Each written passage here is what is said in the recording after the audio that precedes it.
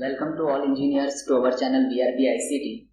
Today we are going to discuss chapter number 12, Natural Language Processing of Artificial Intelligence, from which about 6 MCQs can be asked in your examination. तो start करते हैं question number 1 से. Which of the following are steps of NLP?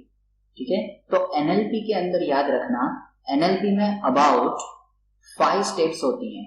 ठीक है, NLP के अंदर total 5 steps होती हैं, जिसमें फर्स्ट स्टेप होती है आपकी मॉर्फोलॉजिकल या लेक्सिकल एनालिसिस, सेकंड स्टेप होती है आपकी सिंटेक्स एनालिसिस, थर्ड स्टेप होती है आपकी सिमेंटिक एनालिसिस 1, ये हो गया 2, ये हो गया आपका थर्ड, फोर्थ होती है आपकी डिस्कोर्स इंटीग्रेशन और फिफ्थ स्टेप होती है आपकी प्रैग्मेटिक एनालिसिस. तो यहाँ पे आंसर तो आपको ऑल ऑफ दी अबव आ जाएगा. ये तो मैंने सिर्फ कंसेप्ट बताना था इसलिए मैंने ये क्वेश्चन करवाया. देखो, तो आपको याद रखना है कि टोटल 5 स्टेप्स होती है एनएलपी के अंदर, और मैंने सीक्वेंस में भी बता दी कि पहले कौन सी स्टेप एग्जीक्यूट होती है, मॉर्फोलॉजिकल, फिर सिंटेक्स एनालिसिस, फिर सिमेंटिक एनालिसिस, फिर डिस्कोर्स इंटीग्रेशन, और उसके बाद जो लास्ट स्टेप होती है वो होती है आपकी प्रैग्मेटिक एनालिसिस. नेक्स्ट क्वेश्चन देखो, the goal of which process called parsing is to convert the flat list of words that forms the sentence into structure that defines the units that are represented by that flat list. Means क्या है यहाँ पे देखो, थोड़ा complicated हो गया, थोड़ा definition basic में समझिए कि अगर आपको कोई सेंटेंस दिया है तो उसको एक लिस्ट टाइप स्ट्रक्चर में जनरेट करना. इस तरह से नोड वाइज आपको एक स्ट्रक्चर डिफाइन करके देगा. जो फ्लैट लिस्ट होती है, फ्लैट एक सेंटेंस होता है, उसको इस तरह के ट्री स्ट्रक्चर में कन्वर्ट करना या हायरार्किकल स्ट्रक्चर में कन्वर्ट करना, ये किस प्रोसेस का काम होता है या किस स्टेप का काम होता है एनएलपी के अंदर? तो ये काम होता है सिंथेटिक एनालिसिस में. और याद रखना, इसको पार्सिंग भी कहते हैं. ठीक है, जैसे क्वेश्चन में ही मैंने यहाँ पे बताया विच इज कॉल्ड पार्सिंग, तो ये भी एक अलग से एमसीक्यू बन सकता है. तो याद रखना, synthetic analysis is also known as a parsing. Parsing analysis या पार्सर भी कहते हैं इसको. ठीक है, तो ये बेसिक चीजें याद रखना है. नेक्स्ट क्वेश्चन देखिए, the final step in dash dash is to translate from the knowledge based representation to command to be executed by the system. मतलब कि सभी स्टेप्स के बाद हमें जो आंसर मिलेगा, ठीक है, हमें जो भी कोड मिलेगा उसे कमांड्स के फॉर्म में कन्वर्ट करना, ऐसे कोड में कन्वर्ट करना जो सिस्टम को समझ में आए. ठीक है, मशीन्स को समझ में आना चाहिए. तो इस तरह के ट्रांसलेशन किस फेज में होते हैं या किस स्टेप के थ्रू करवाए जाते हैं? तो वो आ जाता है ऑब्वियसली लास्ट स्टेप जो होगा वही करेगा, तो वो आ जाता है आपका प्रैग्मेटिक एनालिसिस. तो प्रैग्मेटिक एनालिसिस क्या करेगा? तो प्रैग्मेटिक एनालिसिस का बेसिक मतलब समझ लो, बहुत जरूरी है, ये क्वेश्चन भी पूछा जाता है. तो प्रैग्मेटिक एनालिसिस में क्या होता है कि ये आपका एक्चुअल मीनिंग जो है वर्ड का, मतलब जो भी आपने सेंटेंस दिया है उसका एक्चुअल मीनिंग जो होता है वो ये इंटरप्रेट करता है. जो एक्चुअल मीनिंग है वो ये आइडेंटिफाई करता है एट द एंड कि आप, क्योंकि देखो एक ही सेंटेंस के मल्टीपल मीनिंग्स भी निकल सकते हैं, तो प्रॉपर आपके सिचुएशन के अकॉर्डिंग उसका सेंटेंस का मीनिंग क्या होना चाहिए ये कौन बताता है? Pragmatic analysis. जब सारे फेज कंप्लीट हो जाते हैं, जब लास्ट स्टेप में होते हैं हम लोग, तो प्रैग्मेटिक एनालिसिस बताएगा कि एक्चुअल में इस सेंटेंस का मीनिंग क्या है. मीन्स कि कोई अगर यूजर कुछ बोल रहा है तो उसको स्पीच रिकॉग्नाइजेशन में प्रैग्मेटिक एनालिसिस में बताएगा कि ओके ये क्या कहना चाहता था यूजर. ठीक है, नेक्स्ट देखो, dash dash is the step of NLP in which flat input sentence is converted into hierarchical structure that corresponds to the units of meaning in the sentence. तो यहाँ पे भी सेम क्वेश्चन रिपीट हो गया. देखो कि hierarchical structure होना चाहिए, मतलब कुछ इस तरह का नोड टाइप का हायरार्की होनी चाहिए यहाँ पे. तो हायरार्किकल स्ट्रक्चर कहाँ पे होता है? ऑब्वियसली सिंथेटिक प्रोसेसिंग के अंदर होती है, जिसे हम पार्सर भी कहते हैं. ठीक है, पार्सिंग प्रोसेस भी कहते हैं. ठीक है, और याद रखना इसमें यहाँ पे जितने भी हम वर्ड्स यूज करते हैं ट्री के अंदर, उन सब का इंडिविजुअल मीनिंग होता है, हर एक यूनिट का मीनिंग होता है. ठीक है, मीनिंगफुल होने चाहिए. नेक्स्ट क्वेश्चन देखो, which step of NLP used to map the individual words into appropriate objects in the knowledge base और डेटाबेस. मतलब जैसे कि यहाँ पे हमने ऑलरेडी पार्सर के थ्रू यहाँ पे पार्स ट्री जनरेट कर दी, ठीक है। अब इस यूनिट का मीनिंग क्या है, तो इसका मीनिंग जानने के लिए हमें क्या करना पड़ेगा, डेटाबेस के अंदर इसको मैप करना पड़ेगा। यहाँ पे क्या करना पड़ेगा, डेटाबेस के अंदर इसको मैप करना पड़ेगा। तो पार्सर का काम तो कर दिया सिंथेटिक एनालिसिस ने। अब सिंथेटिक एनालिसिस के बाद इसका जो मैपिंग का काम है, क्योंकि हमें तो मीनिंग जानना है कि अच्छा इस सेंटेंस का या इस यूनिट का, इस वर्ड का मीनिंग क्या है, तो ये हमें कहां से पता चलेगा, हमने पहले से डेटाबेस में जो मीनिंग स्टोर करके रखे हैं वहां से पता चलेगा, ठीक है। तो वो डेटाबेस में मैपिंग प्रोसेस करनी पड़ेगी। जैसे हमने पहले पैटर्न मैचिंग भी देखा था, जिसमें यूनिफिकेशन हम देखते थे, तो उस तरह से हमें मैपिंग करनी पड़ेगी और मैपिंग के थ्रू फिर पता चलेगा कि अगर ये वाला वर्ड मैच कर रहा है डेटाबेस के अंदर तो पता चल जाएगा कि इसका मीनिंग क्या हो सकता है, ठीक है। तो ये काम करता है सिमेंटिक एनालिसिस। तो ये बेसिक उसके वर्क जो हैं, हर एक स्टेप का क्या वर्क है वो हम लोग यहाँ पे देख रहे हैं। नेक्स्ट देखो, how many steps are there in NLP. तो मैंने स्टार्टिंग में ही बता दिया कितने होते हैं, 5 steps are there in NLP. ATN stands for dash. देखो ये सब थियोरेटिकल क्वेश्चन अब स्टार्ट हो रहे हैं, ठीक है। ATN stands for augmented transition network. तो ये फुल फॉर्म आपको याद रखना है, ऑगमेंटेड ट्रांजिशन नेटवर्क।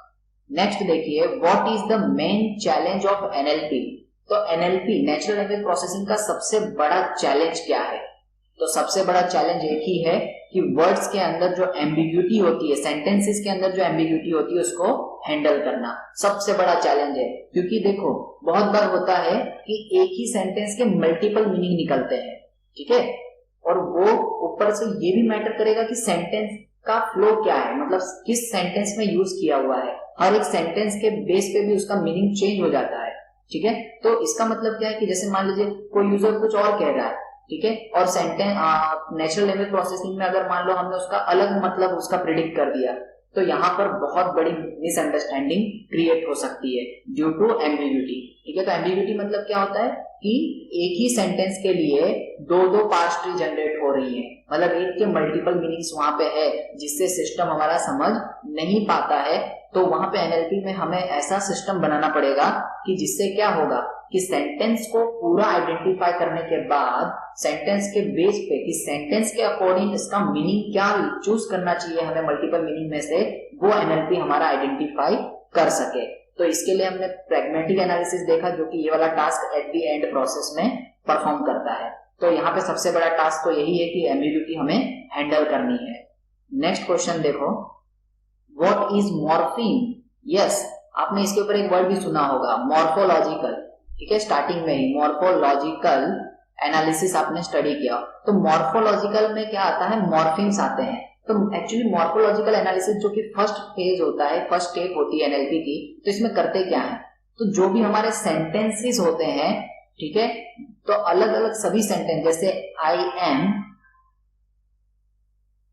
स्टूडेंट, ठीक है, ऐसा हमने छोटा सा सेंटेंस लिखा, तो आई एम स्टूडेंट, ये क्या है, अपने आप में छोटे छोटे अलग अलग यूनिट्स हैं और इन सबका इंडिविजुअली कुछ ना कुछ मीनिंग निकलता है।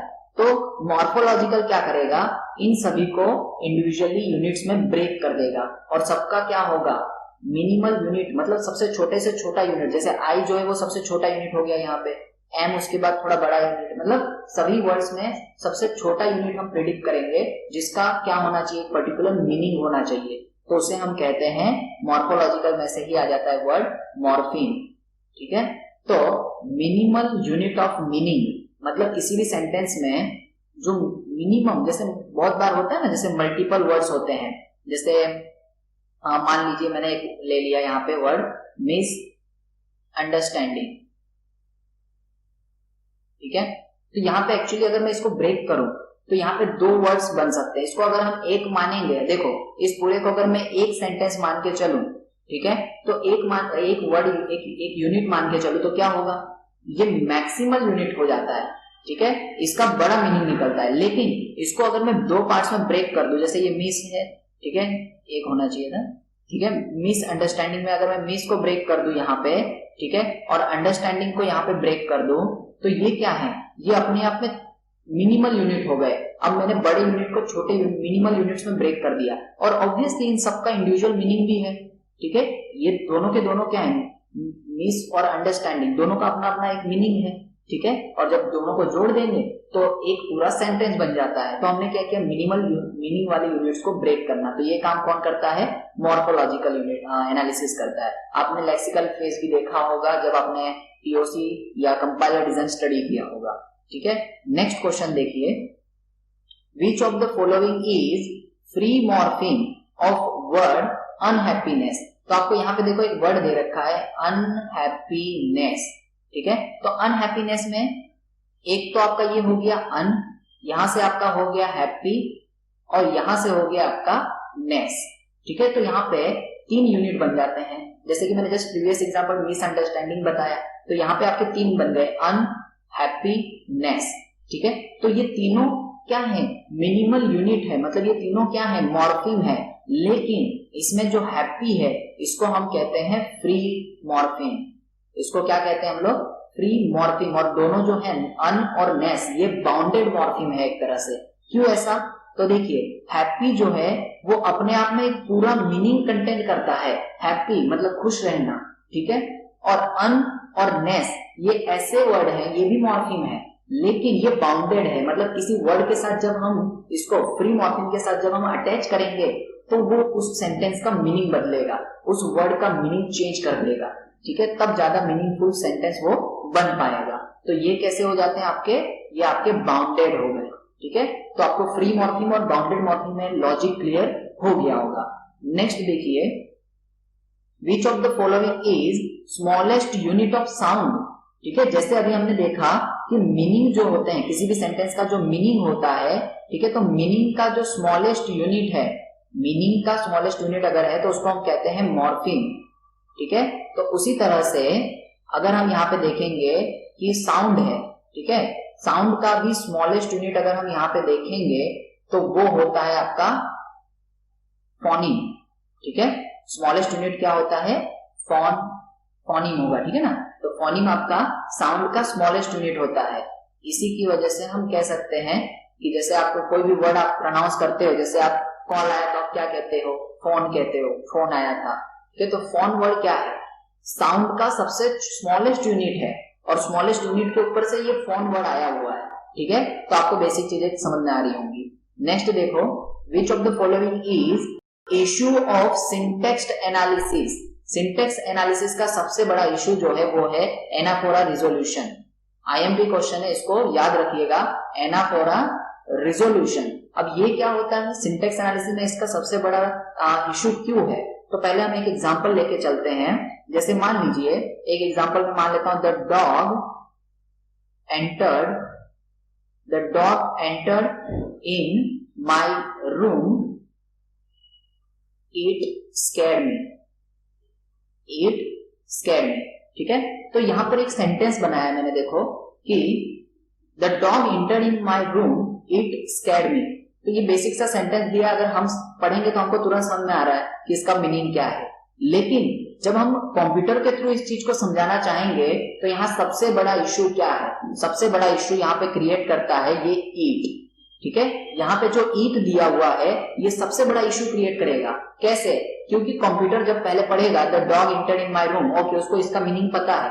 लेकिन जब हम बात करेंगे इट स्कैर्ड मी, तो यहाँ पे कंप्यूटर को ये नहीं पता कि ये ईट किसके लिए यूज हुआ है। हम तो जानते हैं ग्रामेटिकली कि ईट मतलब कौन हो गया, यहाँ पे डॉग, ठीक है, डॉग स्कैर्ड मी। लेकिन कंप्यूटर को या सिस्टम को नहीं पता है कि इस ईट का मतलब क्या लेना है हमें, ईट मतलब किसे समझना है, ईट क्या है, ये सिस्टम को नहीं पता। और यही जो रेफरेंसेस, इसको हम क्या कहते हैं, रेफरेंस करना, कि ईट किसको रेफरेंस कर रहा है, डॉग को। तो ये रेफरेंसेस जो होते हैं ये सिंटेक्स एनालिसिस में सबसे बड़ा इश्यू क्रिएट करते हैं और इन्हीं रेफरेंसेस को हम सॉल्व करते हैं। नेक्स्ट जो हमारे जो फेजेस हैं उन फेजेस में हम इन रेफरेंसेस को, जैसे हमारा जैसे हम लोग डिस्कस करते हैं डिसइंटीग्रेशन, डिस्कोर्स इंटीग्रेशन के अंदर भी क्या करते हैं, रेफरेंसेस को सॉल्व करते हैं, ठीक है। तो ये जो रेफरेंसेस हैं इस इश्यू को सॉल्व करना जरूरी है। तो ये सिंटेक्स एनालिसिस में सबसे बड़ा ड्रॉबैक है और इसे हम कहते हैं एनाफोरा रेजोल्यूशन। तो ये एक वर्ड याद रखना कि उसे क्या कहा जाता है। नेक्स्ट देखिए, विच of the following step links phrases with FOL language. FOL मतलब क्या होता है, फर्स्ट ऑर्डर लॉजिक। तो ऑब्वियसली यहाँ से आपको पता चल गया होगा कि फर्स्ट ऑर्डर लॉजिक तो क्या होता है, ऑपरेशंस होता है जिससे हम क्या करते हैं, मीनिंग आइडेंटिफाई करते हैं, ठीक है, उसका मीनिंग जो है वो पता लगाने की कोशिश करते हैं, क्वेरीज फायर करते हैं, तो ठीक है, तो लॉजिक, प्रेडिकेट लॉजिक क्या देता है, हमें मीनिंग देता है किसी भी सेंटेंस का, ठीक है। तो फ्रेज जो हमने सिंथेटिक एनालिसिस में जो फ्रेज बनाया है उसको FOL के साथ लिंक करके उसका जो मीनिंग आइडेंटिफाई करने की जो प्रोसेस होती है वो हमारी होती है सिमेंटिक एनालिसिस के अंदर। तो सिमेंटिक एनालिसिस के अंदर हम क्या करते हैं कि फर्स्ट ऑर्डर लॉजिक के साथ हम लोग क्या करेंगे, फ्रेज को लिंक करके देखेंगे और उसका मीनिंग आइडेंटिफाई करने की कोशिश करते हैं। तो यहाँ पर टोटल हमने 13 क्वेश्चंस देखे और आई होप 13 क्वेश्चंस में नियर अबाउट कंप्लीट चैप्टर जो है वो कवर हो जाता है और इसमें से 6 MCQs पूछे जा सकते हैं। तो मेन चीज ये है कि डिक्टो क्वेश्चन भी आ सकते हैं या डिक्टो क्वेश्चन नहीं तो इररिस्पेक्टिव क्वेश्चन आएंगे। मतलब कि जैसे मान लीजिए मैंने बहुत से कंसेप्ट आपको सिखा दिए इसमें, तो उस कंसेप्ट पे से क्वेश्चन आ सकता है, या फिर क्वेश्चन के अंदर ही कुछ डेटा दे दिया उसी को क्वेश्चन बना के दे सकते हैं। जैसे स्टार्टिंग वाले क्वेश्चन में मैंने बताया था पार्सिंग कि सिंटेक्स एनालिसिस को पार्सर भी कहते हैं, तो इस तरह के क्वेश्चंस इसमें पूछा जा सकता है। तो आई होप आपको लेक्चर अच्छा लगा हो तो प्लीज लाइक कर दीजिएगा और चैनल को सब्सक्राइब कर दीजिएगा। Thank you.